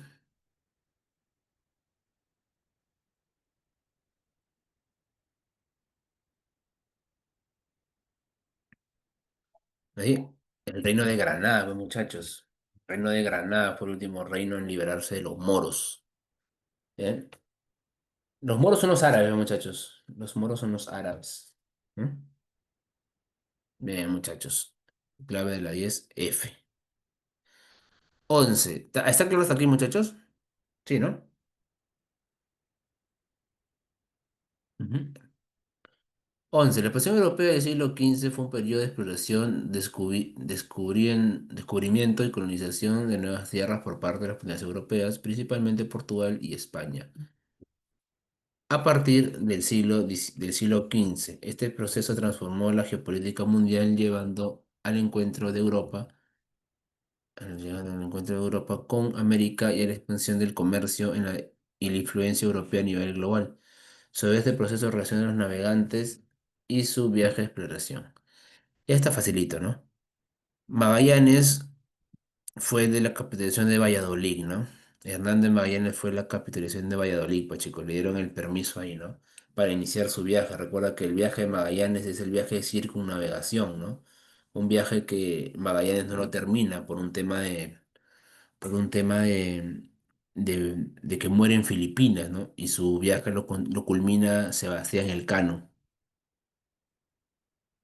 Muy bien, Guillermo, claro, ¿no? Recuerden de que ese viaje de circunnavegación demuestra que la Tierra no es plana, ¿no? Vasco da Gama es el primer europeo posterior al cierre de Constantinopla en llegar a la India, ¿no? Llega a Calicut, ¿no? Ujú, a la India. Pedro Álvarez de Cabral es el que llega a Brasil, ¿no? Entonces explora las costas orientales de Sudamérica, ¿no? La parte del Mediterráneo, perdón, del Atlántico, ¿no? Y Bartolomé Díaz descubrió el extremo sur africano, ¿no? Él llegó a la región del Cabo de Buena Esperanza, ¿no? O también llamado el Cabo de las Tormentas. Lo que hizo pues, reanimar a la gente de que era posible, pues, llegar a la India, ¿no? Así que la clave sería 1C, 2A, 3D y 4B. Besito, ¿verdad? 1C, 2A, 3D y 4B, ¿no? Ujú, bien. Bien, chicos. Uy, me pasé a las 7. 12. Pregunta de misión. En el siglo XV y XVI se produjo la expansión europea hacia África, Asia y América. Los portugueses y los españoles empeñaron roles fundamentales en esta empresa. Una de las consecuencias de este proceso fue, ya, esta facilita. Esta fue una pregunta de misión, chicos, de San Marcos, ¿ah? Pregunta muy sencilla. ¿Cuál es la clave? Claro, pues la crisis demográfica, ¿verdad? Cuando Europa llega a América, muchachos, cuando Europa llega a América, sobre todo América, Europa trae consigo pues sus enfermedades, ¿no? La enfermedad que va a ser mortal aquí va a ser la viruela, ¿no? Una enfermedad que se transmitía en el contacto entre la gente, ¿no? Y la viruela va a ser letal, pues chicos, ¿no? Va a terminar matando a gran parte de la población, ¿no? Y pues los europeos ya habían generado anticuerpos, ¿no? Ellos tenían anticuerpos porque esta enfermedad la habían vivido mucho tiempo atrás, ¿no? Ujú. Bien, muchachos. Creo que aquí no habría ninguna duda, ¿verdad? ¿Verdad? Acá creo que está todo claro, ¿no? Muy bien. 13. El absolutismo. Fue un sistema de gobierno donde el monarca posee el poder absoluto, sin restricciones ni divisiones de poderes, durante los siglos XVI y XVIII en Europa. Este régimen se caracterizaba por la concentración del poder en manos del rey. Este sistema tuvo predominio en Europa, excepto en Inglaterra. Ya, chicos, esta es la razón del por qué Inglaterra es la gran potencia industrial. Porque mientras que el mundo europeo se basaba, pues, el mundo europeo se basaba, chicos, en la concentración del rey, ¿no? Iban a haber problemas. Inglaterra esos problemas los había tenido un siglo antes. Por ejemplo, mientras que se da la Revolución Francesa, siglo XVIII, 1789, Ya Inglaterra había vivido eso 100 años antes, porque Inglaterra tuvo una revolución llamada la Revolución Gloriosa. Y en la Revolución Gloriosa lo que hicieron los burgueses fue derrotar al rey, derrotaron al rey y establecieron una monarquía parlamentaria con una frase célebre, ¿no? El rey reina, pero no gobierna. Y en ese parlamento se encargaban de hacer las leyes. Y las leyes fueron hechas obviamente a favor de la burguesía. Y una de las leyes importantes fue la propiedad privada. Por eso es que el burgués empezó a comprar tierras. Los open field empezaron a ser enclosure, o sea, tierras abiertas pasaron a ser terrenos cercados. Y obviamente, pues el burgués compró tierras para cerrarlas, pues para trabajarlas, para utilizarlas ellos, ¿no? Por esa razón es de que, por esa razón es que Inglaterra tuvo 100 años de ventaja de los demás pueblos, de los demás estados. Dice, este sistema tuvo predominio, o sea, el absolutismo tuvo predominio en Europa, excepto en Inglaterra. ¿Por qué no tuvo éxito en Inglaterra? Porque Inglaterra, 100 años antes, estableció un sistema parlamentarista, pues. Acá la clase la B. Inglaterra tenía una monarquía parlamentaria, ¿no? Con una frase, recuerda, una frase célebre. El rey reina, pero no gobierna, ¿sí? El rey reina, pero no gobierna. ¿Qué significa? Que el rey va a seguir siendo, va a seguir teniendo poder, pues chico, va a seguir siendo una figura pública. Pero el rey ya no es la máxima autoridad porque está siendo sometido por un parlamento que le va a elaborar las leyes. Ujú. Bien, muchachos, ¿está claro esto? Bien, muchachos, la próxima semana vamos a hablar acerca, ¿no? de, el, de la revolución industrial. Y ahí vamos a hablar otra vez del por qué Inglaterra fue la primera potencia industrial del mundo, mis chicos. Muy bien. Siguiente pregunta. 14. El antiguo régimen fue un sistema político, social y económico predominante en Europa, especialmente en Francia, de entre los siglos XVI y XVIII, caracterizado por la monarquía absoluta y la sociedad estamental. Un principio de las monarquías modernas fue el providencialismo. Ya, claro, esto está facilito, pues chicos. ¿El providencialismo en qué consistió? El poder del rey tiene un origen divino, pues, muchachos. Claro. Por eso era que al rey, ¿quién lo coronaba? ¿Quién lo coronaba al rey? El Papa, pues claro, el Papa, ¿verdad? Y eso va a durar hasta la presencia de Napoleón, ¿no? Cuando Napoleón entra al poder, Napoleón él solito se corona, ¿no? Y de esta manera rompe un esquema que se mantenía durante siglos, ¿no? Ese es el poder divino, ¿no? El providencialismo. Recuerden que durante el antiguo régimen la iglesia estaba sometida al poder real, ¿no? ¿Y por qué estaba sometida? Porque la iglesia de esta forma mantenía todavía privilegios, ¿no? Y estos privilegios era porque el clero era un sector privilegiado, ¿no? Ujú. Bien, muchachos, muy bien. Siguiente pregunta. El antiguo régimen es el sistema político, económico, social predominante durante la Edad Moderna en gran parte de las naciones de Europa, especialmente en las que predominaban las monarquías. Este sistema tuvo principal importancia en Francia, donde destaca, debería decir, ¿no? Destaca el rey Luis XIV. Chicos, el rey Luis XIV es un rey importante, ¿ah? El rey Luis XIV es el rey Sol, es el rey más absoluto de Francia, ¿no? Él tenía una frase icónica, ¿no? Él decía, el Estado soy yo, ¿no? O sea, esas, chicos, chicas, ustedes cuando estén allá, cuando tengan ya su pareja, ¿no?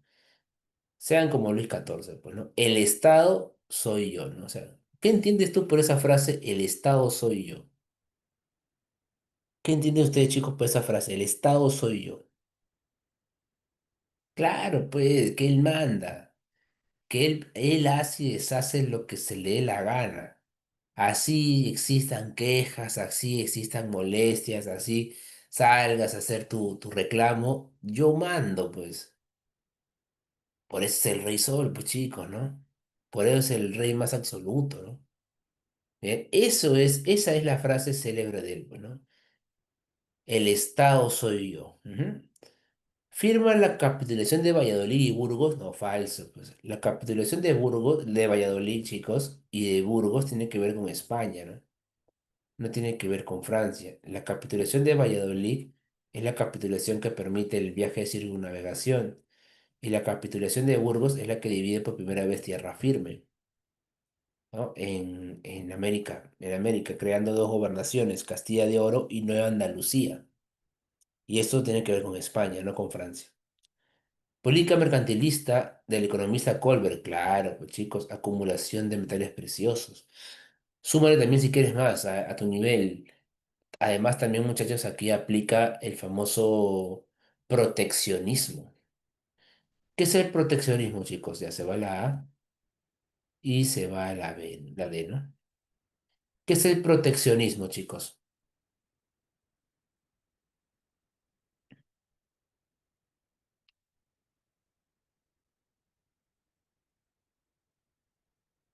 ¿Alguien sabe qué es el proteccionismo?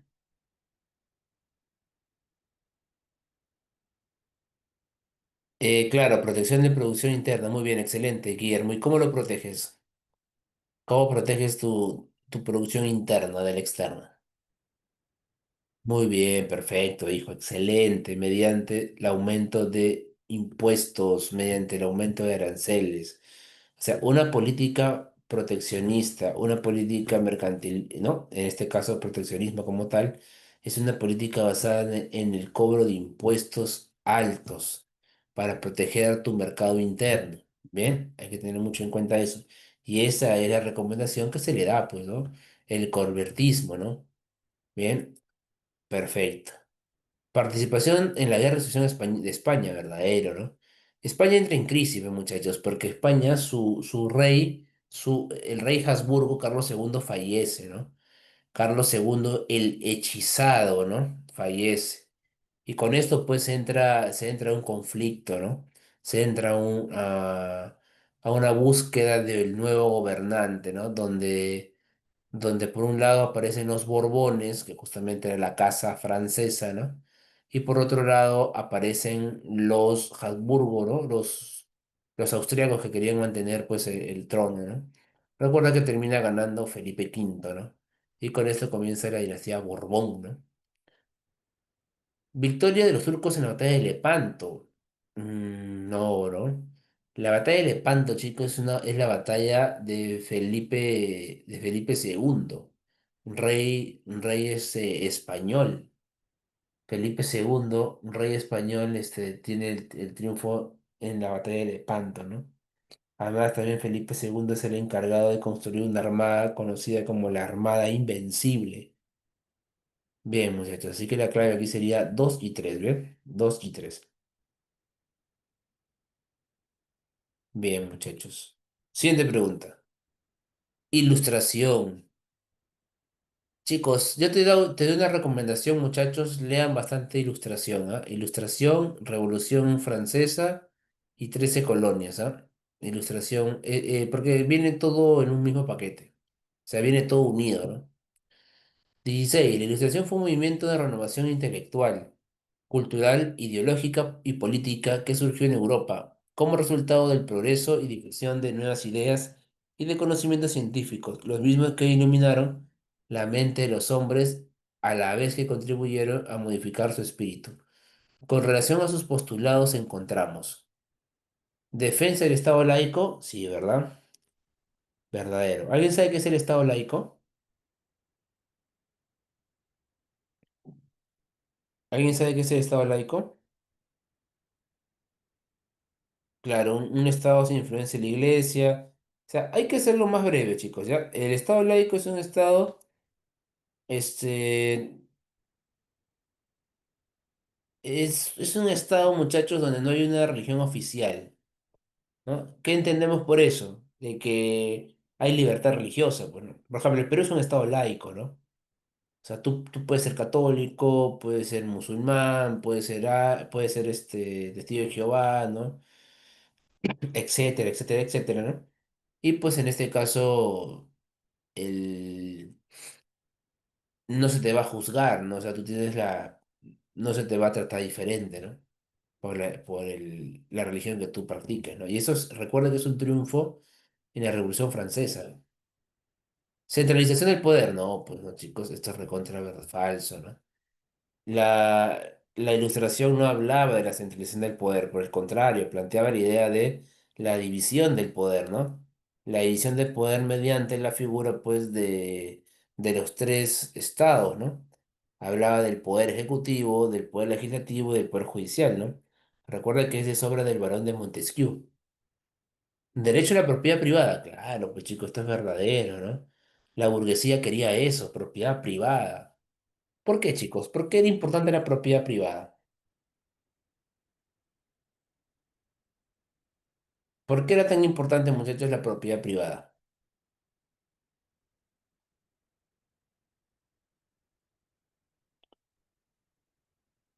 A ver, yo te pongo un ejemplo en la vida cotidiana, chicos. Yo puedo construir un segundo piso en la casa de mis suegros. Sí podría construirlo, ¿verdad? Ya, correcto. Pero ¿por qué no es tan recomendable? Sí, yo soy libre de poder hacer lo que yo desee, ¿no? Oye, claro, pues porque esa propiedad no es mía, pues, muchachos. O sea, es como que yo vivo alquilado en un lugar, yo no voy a construir un segundo piso, ¿no? Imagínate, ¿no? Yo estoy alquilando mi casa, estoy alquilando mi departamento y estoy pagando por un alquiler y yo en esa casa construyo un segundo piso. No es mío, pues. No puedo yo invertir en algo que no es mío. ¿Te das cuenta? Ujú. Entonces, la burguesía necesitaba eso, pues necesitaba título de propiedad, necesitaba propiedad privada para poder recién invertir. Si la burguesía no tenía propiedad privada, no era una moneda al aire, pues porque todo eso se lo podía quitar el rey cuando saliera la gana. ¿Te das cuenta? Por eso es que el derecho a la propiedad privada era algo fundamental, pues. Iba a venir acompañado de lo que luego se destaca con con la revolución industrial. ¿Ven? Pero eso es la visión, ¿no? El tema de la propiedad privada. Proteccionismo económico no, pues, ¿no? En realidad la ilustración no defendía el proteccionismo, la ilustración defendía el libre mercado, ¿no? Recuerden de que aquí destaca la figura de Adam Smith, ¿no? Adam Smith hablaba de la mano invisible, ¿no? De la riqueza de las naciones, que el Estado tenía que ser un veedor y no tenía que intervenir. Porque obviamente cuando el Estado interviene bajo cobro de impuestos, hace que la intersección entre oferta y demanda no sea justa, ¿no? Porque, por ejemplo, si yo a Guillermo le cobro impuestos, en Pereira no le cobro impuestos, ya no habría una igualdad en en las transacciones, ¿no? Ya no habría una igualdad, en este caso, en el mercado, ¿no? Entonces, la ilustración plantea el tema de la liberación económica, ¿no? Bien, chicos, y se libera económicamente el mercado mediante la exoneración de impuestos, ¿no? Clave entonces sería, chicos, uno y 3 avión. Ujú. Hasta aquí, muchachos, ¿vamos bien? ¿Todo claro hasta acá, muchachos? ¿Alguna pregunta, duda, consulta? Vamos bien, entonces, excelente. Continuamos, 17, ya nos queda poquito. La Ilustración fue un movimiento ideológico liderado por la burguesía basado en el uso de la razón. Promovió el pensamiento crítico y reformista contra la sociedad del antiguo régimen. Con relación a ello, indica el valor de verdad según corresponda. ¿Promovió el utilitarismo del conocimiento? Claro, pues chicos. Ujú. Claro, qué es el utilitarismo del conocimiento? ¿Alguien sabe qué es el utilitarismo del conocimiento?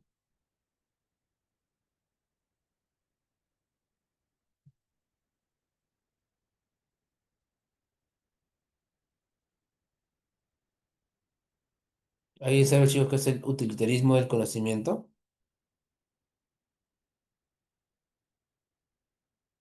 ¿Sabes cómo me has dado clave si no sabes qué es el utilitarismo del conocimiento?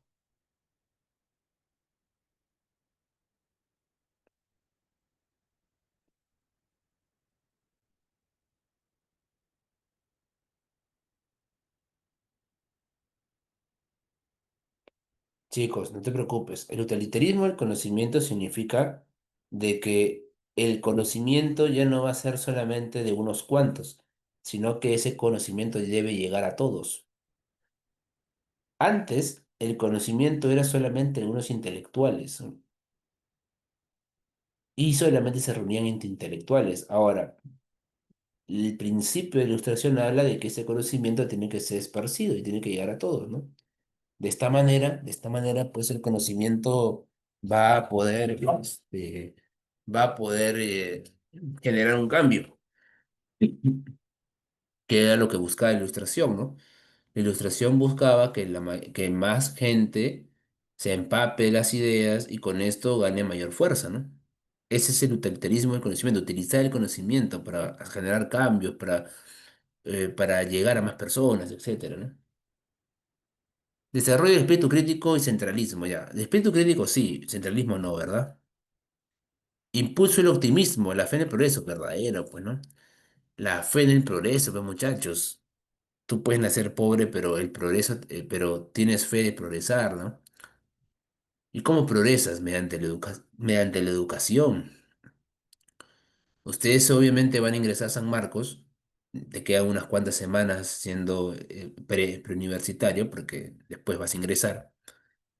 Y tienes que tener claro que después de tu ingreso, las cosas van a seguir mejorando, ¿no? O sea, porque ustedes tienen fe en eso, en progresar, ¿no?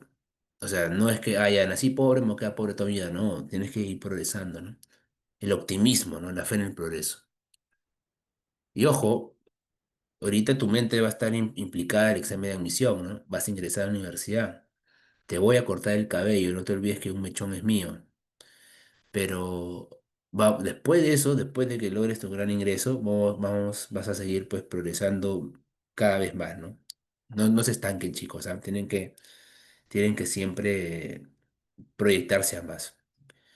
Primacía de la razón y la sociedad estamental. Primacía de la razón, sí, ¿verdad? Se prioriza la razón, pero no la sociedad estamental, pues. Eso no corresponde a la ilustración, pues, ¿no? Así que la clave aquí sería, chicos, uno y 3, ¿no? Uno y 3. Avión, ¿no? Avioneta. 18. Se les conoce como ilustración al movimiento intelectual del siglo XVIII en Europa, que criticó el antiguo régimen. Relacionar los representantes de la ilustración y su obra. Ujú. Ya, muy bien. El espíritu de las leyes es de Montesquieu, pues, ¿no? Del barón de Montesquieu. Acá está la división de poderes, ¿no? Cartas filosóficas es de Voltaire, ¿no? El máximo crítico del antiguo régimen, ¿no? Diderot es el encargado de la enciclopedia, ¿no? Y Quesnay es de la tabla económica, ¿no? Ujú. Recuerda que Diderot y D'Alembert son los encargados de la enciclopedia, ¿no? Como la Biblia, digamos así, de la ilustración, ¿no? Era las ideas ilustradas, pues, plasmadas en ese libro, ¿no? Y plasmada para todos, ¿no? Porque era la forma como las ideas de la ilustración podían llegar, pues, a la gente, ¿no? Bien, chicos, acá te falta solamente Rousseau, ¿no? Y Adam Smith, ¿no? Adam Smith y las riquezas de las naciones, ¿no? El Estado no interviene. Y Rousseau, pues Rousseau tiene varias, ¿ah? Era defensor, por ejemplo, de la teoría del buen salvaje, ¿no? Pero su obra máxima fue El contrato social, pues, ¿no? El contrato social, que decía que era la gente, ¿no? La que tenía que elegir a los gobernantes, ¿no? Y se firmó un contrato, ¿no? Que cuando la autoridad no cumplía, el pueblo lo podía, pues, sacar, ¿no? Bien, chicos, 1D, 2A, 3B y 4C. Dedito, ¿verdad? Ujú, dedito, muy bien. Bien, chicos. 19. En Norteamérica, durante el siglo XVII se formaron 13 colonias con migrantes provenientes de Inglaterra, Irlanda, Alemania y otros reinos europeos. Estas colonias en el siglo XVII lograron emanciparse de su metrópoli, dadas las siguientes proposiciones en relación a la independencia. Estas colonias en el siglo XVII se lograron emanciparse de su metrópoli. Mm, siglo XVIII debería decir, ¿no? Pero bueno, vamos, creo que no es, creo que no hay nada, bueno, no hay problema si está ahí, ¿no? 17. Debería ser 18, ¿no? Porque si te hablan las colonias, o sea, de las 13 colonias, se independizaron recién en el siglo XVIII, ¿no? Los ingleses fueron los principales colonizadores de Norteamérica, verdadero, pues, ¿no? Verdadero. Recuerda que los ingleses, muchachos, hicieron una limpieza étnica ya, ¿no? A diferencia de España, que vino acá a América y terminó mezclándose con los aborígenes, con los indígenas, en Norteamérica no pasó eso, ¿no? El inglés agarró y terminó acabando pues con los nativos, ¿no? Por eso es que el norteamericano y el inglés, ¿no? El estadounidense y el inglés son bien parecidos. Las restricciones comerciales a la burguesía impulsaban la lucha por independencia, claro, pues no, una serie de impuestos, ¿no? Recuerda que Inglaterra había sufrido un desgaste económico producto de la guerra de los 7 años, ¿no? Y es por eso de que se aumentan el tema del cobro de los impuestos, ¿no? El impuesto al té, ¿no? Al papel membretado, ¿no? Etcétera. George Washington fue el primer presidente de Estados Unidos, claro, pues chicos, ¿no? George Washington. George Washington, chicos, ese fue el primer presidente, ¿no? Importante lo de Washington, chicos, ¿ah? Importante lo de Washington como primer presidente de Estados Unidos, ¿no? Muy bien. Efectivamente, la clave aquí son todas verdaderos. Todos verdaderos. Bien, 20. La independencia de Estados Unidos fue un hecho trascendental en la historia de la humanidad, pues permitió el establecimiento de la primera república liberal y democrática del mundo. Respecto a los principales acontecimientos de la Revolución Americana, relaciona correctamente las etapas del desarrollo de la guerra con los sucesos ocurridos. ¿Eh? Inglaterra reconoció la independencia de las 13 colonias. Eso se da en el Tratado de Versalles, ¿no? ¿No? Tratado de Versalles, una vez de que ya son derrotados en la batalla. ¿Qué batalla se acuerdan? ¿En qué batalla fue?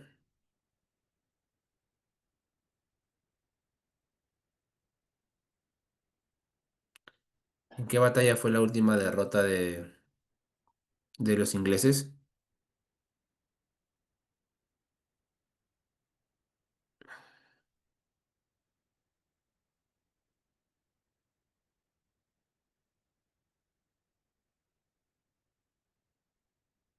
Georgetown, muy bien, claro.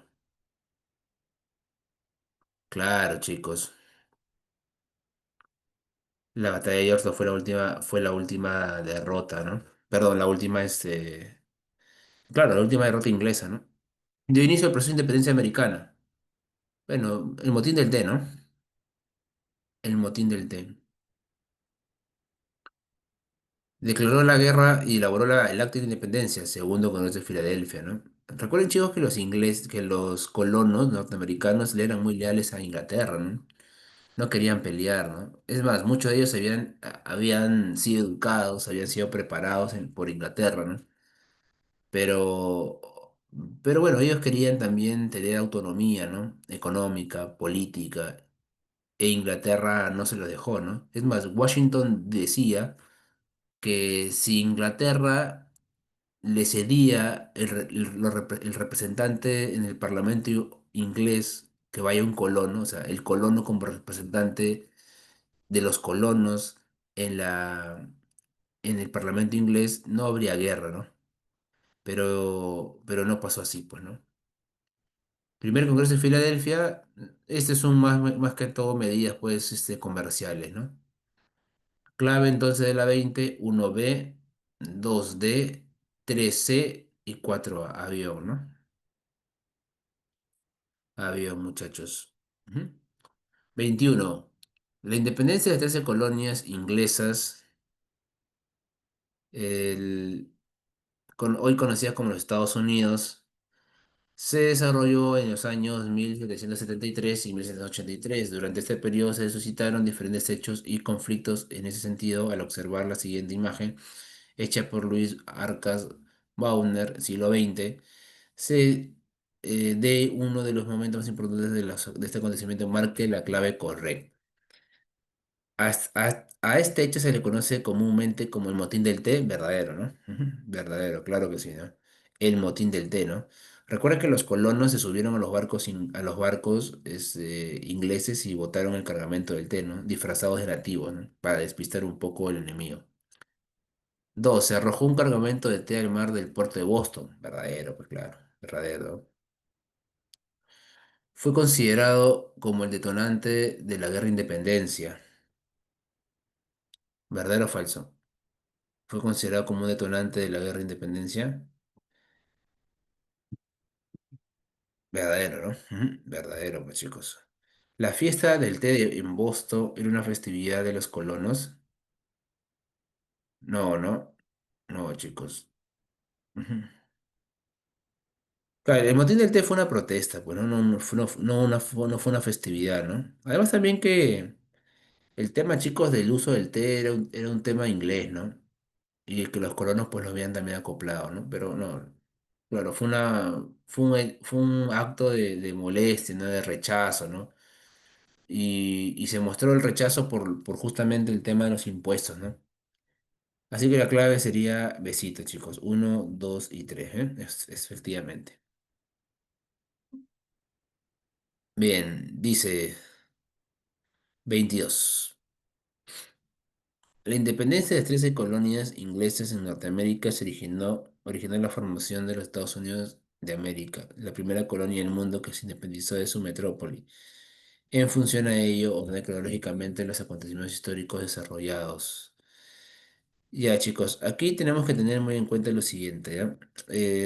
Primero que nada, vamos a repasar un rato, porque nos quedan 6 minutos. Primero, las causas de la independencia de las 13 colonias. Causa de la guerra. Primero, el, el exceso de impuestos. Segundo, causa. La falta de representantes en el Parlamento inglés. Los colonos querían un representante de ellos en el Parlamento inglés e Inglaterra no se los quiso dar. Lo máximo que quería ceder Inglaterra era que un inglés representara a los colonos, cosa que obviamente el colono no iba a aceptar, ¿no? Y tercer punto y causa, perdón, la ilustración, ¿no? Todo esto movilizó pues el tema de la problemática, ¿no? Y se hizo más aguda. Ahora, cuando esto ocurre, muchachos, cuando esto ocurre, los colonos van primero al tema del motín de Boston, hay un rechazo, hay también ataques, ¿no?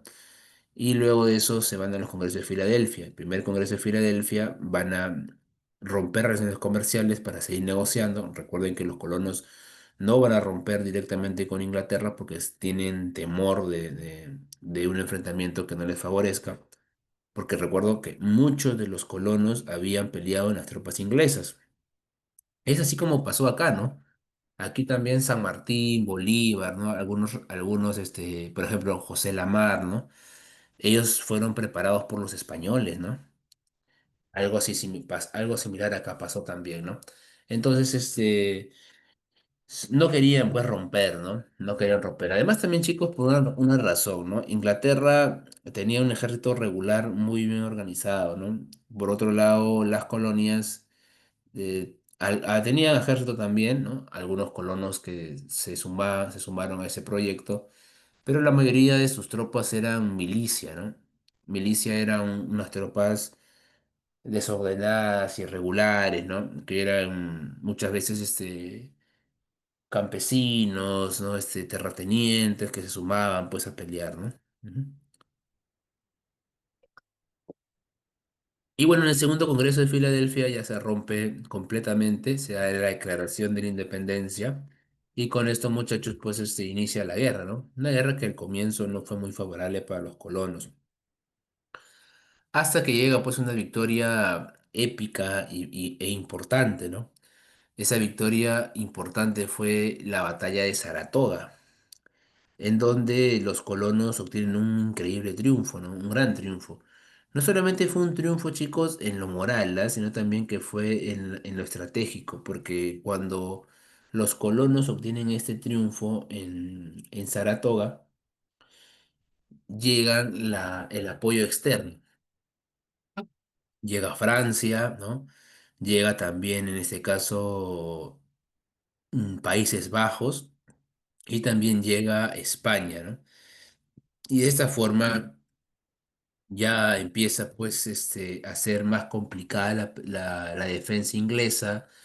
Los barcos, los puertos fueron bloqueados, ¿no? Cornwallis es el general inglés que defendía pues las colonias y pues no había de otra, pues, ¿no? Marqués Lafayette viene aquí a pelear, ¿no? El francés. Cosa que a Francia no le conviene, ¿ah? Porque recordarás, los que saben ya este tema, saben de que la participación de Francia en las 13 colonias terminó perjudicando a Francia, ¿no? Que agudizó cada vez más la crisis en Francia, ¿no? Que lo veremos la próxima semana. Y bueno, pues chicos, ahí se da la batalla de Georgetown, ¿no? De Georgetown. La batalla de Georgetown, muchachos, termina siendo el triunfo, pues, colono definitivo, ¿no? Se firma el Tratado de Versalles. Y con eso se da como, recuerda que el Tratado de Versalles se firma en París, ¿no? También se llama el Tratado de París, donde pues los colonos van a ser pues nombrados independientes, bueno, se van a reconocer su independencia de los colonos, y con esto Estados Unidos nace como Estado, ¿no? Hay algo importante en este tratado, chicos, es de que después de ello Estados Unidos se convierte en un Estado republicano y federado, ¿no? Aprueba una constitución, ¿no? Posteriormente a la firma del tratado, ¿no? La constitución, muchachos, del año 1787, única constitución en la historia, pues, de Estados Unidos, ¿no? Y le da, hay libertad, pero una libertad repartida, ¿no? Porque tanto el nativo como el esclavo no van a ser ciudadanos todavía más adelante, ¿no? Bien, chicos, ahí está. Dice ordenar cronológicamente. ¿Ya con qué arrancamos?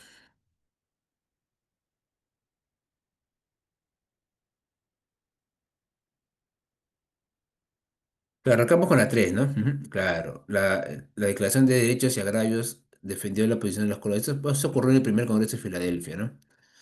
Luego sigue pues la 4, perdón, ¿no? La Declaración de Independencia que fue elaborada por un comité, ¿no? En el segundo Congreso de Filadelfia, ¿no?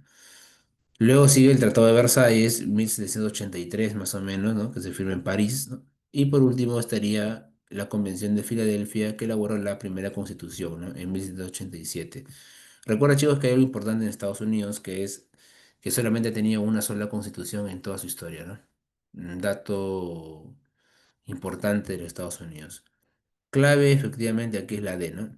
3, 4, 2 y uno, ¿no? Ujú. Bien. Y pues, aproveché en poderte hacer un repaso porque la 23 es la misma. Es la misma pregunta, ¿no? Así que, si la lees, te das cuenta que es la misma, así que también la clave que es la D, ¿no? Ujú. Sí, por eso aproveché. Me había dado cuenta cuando revisé el material antes, por eso es que aproveché en hacerte un repaso sobre las 13 colonias. Espero que te haya servido. Muchachos, ha sido para mí un tremendo placer acompañarte tanto ayer como hoy. Nos vemos la próxima semana. Ya nos queda poco, chicos, para el examen de admisión. Cada día estás más cerca de ser de ese tan ansiado alcanzó vacante y de ser, pues, y bueno, de ser cachimbo y cortar el cabello, chicos. ¿Ah? Te mando un fuerte abrazo, sigue repasando, métele muchas ganas a tus estudios y pues velo así, ¿no? Cada día estás más cerca del ansiado ingreso, chicos. Te mando un fuerte abrazo, gracias por todo. Hasta luego, mis, nos vemos la próxima semana. Cuídense mucho, chicos. Un placer como siempre.